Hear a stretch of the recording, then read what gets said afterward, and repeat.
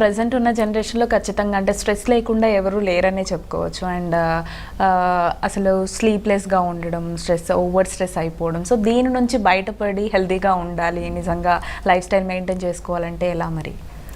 I think మనకి బేసిక్గా stress పెరగడానికి కారణం hour approach towards life has changed. పెళ్ళి చేసుకోవాలంటే కారు ఉండాలి, పెళ్లి చేసుకున్నాక ఇల్లు ఉండాలి పిల్లల్ని కనాలంటే.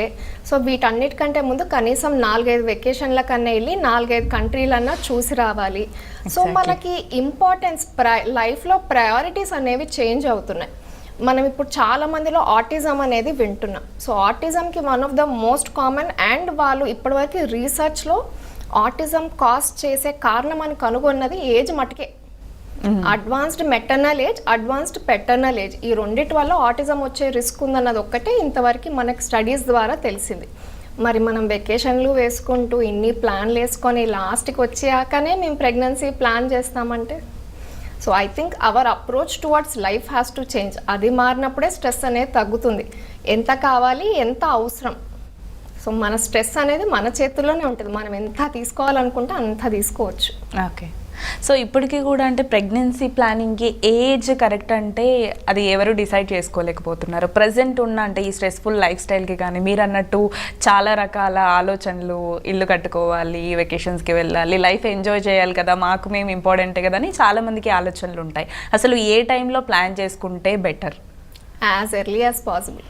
ఓకే. మనం ఏజ్ 30 దాటిందంటే అమ్మాయిలకైనా అబ్బాయిలకైనా ఇన్ఫర్టిలిటీ అనే కాదు, ఓవరాల్గా హెల్త్ అయితే డెఫినెట్గా ఎఫెక్ట్ అవుతుంది. మీకు ముందే థైరాయిడ్ వచ్చింది, ముందే షుగర్ వచ్చింది, pregnancy will definitely be more stressful. Thyroid ఉన్న, షుగర్ ఉన్న, ఇన్సులిన్ రెసిస్టెన్స్ ఉన్న అబ్బాయిలకు కూడా స్పర్మ్ క్వాలిటీ అనేది తగ్గుతుంది.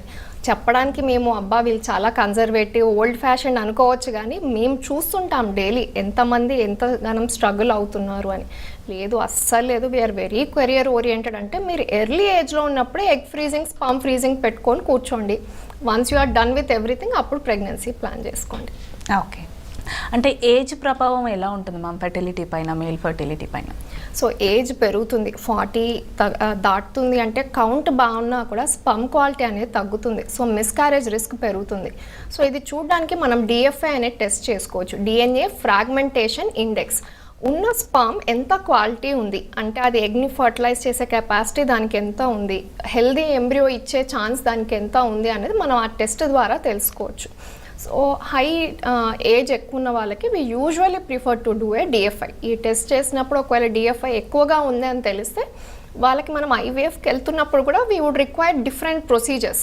అంటే మైక్రోఫ్లూయిడిక్స్ కానీ, టీసా అంటే టెస్టిక్యులర్ స్పర్మ్ తీసుకోవడం కానీ, ఇలాంటివి చేయడం వల్ల better quality embryos and better chance అంటే హెల్దీ ప్రెగ్నెన్సీ అనేది మనకు వస్తుంది. ఓకే.